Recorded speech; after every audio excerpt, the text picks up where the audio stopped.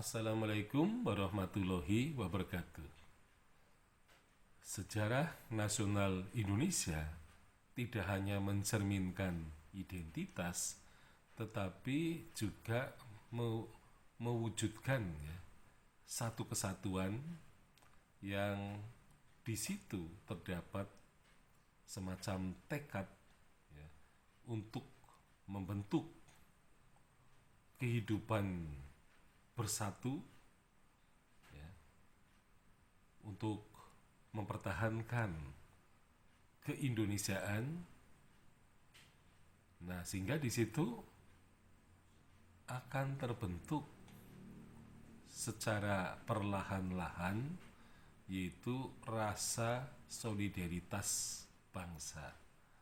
Jadi sejarah nasional pada intinya adalah merupakan suatu hal yang akan menghasilkan rasa solidaritas bangsa. Artinya kita sebagai bangsa yang meliputi suku-suku yang mempunyai ciri khas masing-masing, yang memiliki nilai-nilai yang berbeda-beda, pada hakikatnya ya bisa saja pada masa lampau telah terjadi misalnya perang antar kampung, perang antar desa, permusuhan antar nenek moyang, dan kemudian juga perang antar suku. Nah, itu memang suatu realitas yang tidak bisa diabaikan gitu ya. Jadi pada intinya begitu. Jadi zaman dulu manusia Nusantara, orang Indonesia pada zaman dulu itu juga sering berselisih, sering bertengkar dengan alasan-alasan yang tentu saja bisa naif ya, bisa juga alasan-alasan yang fundamental. Ya sama lah seperti dalam salah satu keluarga, anak-anak itu bertengkar, berkelahi, ya mungkin yang dipersoalkan adalah persoalan-persoalan yang naif, persoalan-persoalan yang tidak fundamental. Nah, sehingga seringkali terjadi permusuhan-permusuhan. Nah, di dalam masyarakat seringkali memang ditemukan penduduk desa, suatu desa seringkali merasa tidak senang kepada penduduk desa lain, atau antara terah tertentu dengan terah yang lain. Nah, sehingga pada zaman dulu sering kali terjadi sebuah masyarakat desa, nenek moyangnya memberikan pesan agar tidak boleh menikah misalnya dengan penduduk desa yang lain gitu ya. Jadi di sini ada semacam pantangan-pantangan yang merupakan antipati pada produk lama. Nah, hal itu adalah merupakan suatu realitas sejarah yang tidak bisa dipungkiri keberadaannya. Nah, jadi kalau mereka pernah bermusuhan, mereka pernah bersaing pada masa lampau, dan ketika mereka telah merasa bertekad satu, ya, yaitu berbangsa satu, bertanah air satu, berbangsa satu, dan bertanah air satu, maka segala permusuhan, segala pertengkaran yang terjadi pada masa lampau tentu saja tidak perlu diungkit-ungkit lagi, tidak perlu dibesar-besarkan.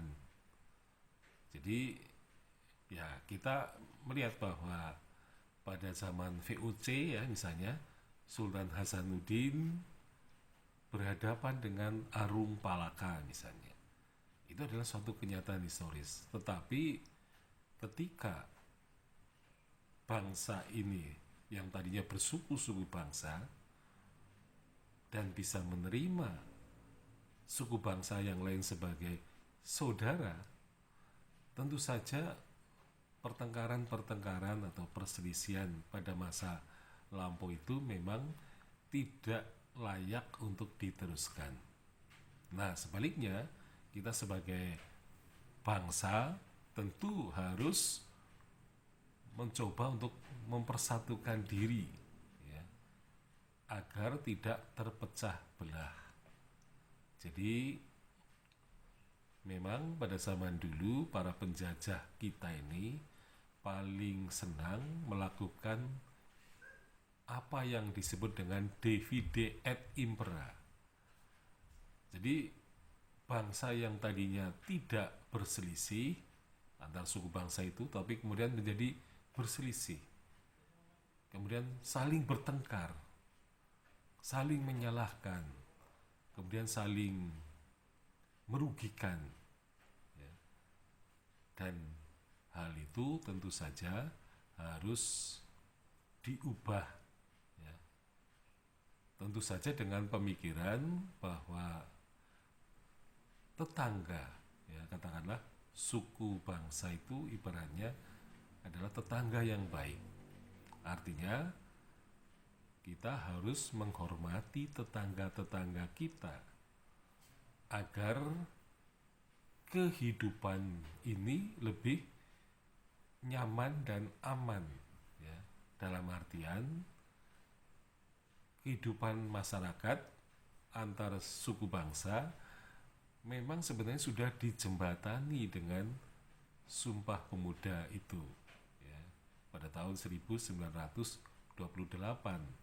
Jadi Sumpah Pemuda ini merupakan jembatan yang dulu mungkin belum bisa dilakukan, belum terbentuk. Nah, sehingga kita mempunyai egoisme yang besar terhadap suku-suku bangsa kita. Nah, karena kita sekarang sudah bertemu, sudah berkembang menjadi masyarakat yang dewasa, tentu saja pemikiran-pemikiran yang lebih menyatu itu lebih seharusnya lebih dikembangkan. Jadi kedewasaan kita sebagai bangsa tentu saja kan bisa menerima kenyataan segala kelebihan dan kelemahannya dari masing-masing suku bangsa itu, dan mereka merupakan saudara, ya, karena kita merupakan keturunan manusia yang bermigrasi di Indonesia. Jadi ada orang Afrika yang datang 50.000 tahun yang lampau, kemudian Austroasiatik yang 10.000 tahun yang lampau, kemudian Austronesia yang 5.000 tahun yang lampau. Jadi mereka sebenarnya telah beranak pinak dan berkembang menjadi bangsa Indonesia yang seperti sekarang ini. Jadi kita sebenarnya tidak ada yang asli, gitu ya. Jadi sebenarnya kita merupakan percampuran dari 3 ras tadi, ya, yang kemudian bangsa Indonesia menjadi yang seperti yang sekarang kita lihat. Nah, jadi sejarah Indonesia itu memang menggambarkan mengenai terbentuknya bangsa dari suku bangsa. Ya, kemudian karena kita menyatu, maka bangsa Indonesia harus bertekad di kemudian hari ketika sudah bisa membentuk identitasnya, maka satu hal yang harus dikerjakan adalah kita harus membangun yang namanya solidaritas bangsa. Artinya bangsa Indonesia itu harus merupakan satu kesatuan yang melakukan semacam tolong menolong, ya, saling membantu, ya, kemudian saling memperkuat, kemudian saling tidak mengganggu, saling menghormati, bahkan mungkin harus saling menyejahterakan. Artinya rasa egois untuk dirinya sendiri tentu saja tidak boleh dilanjutkan, dan kita tidak boleh melakukan suatu pengkhianatan terhadap saudaranya sendiri.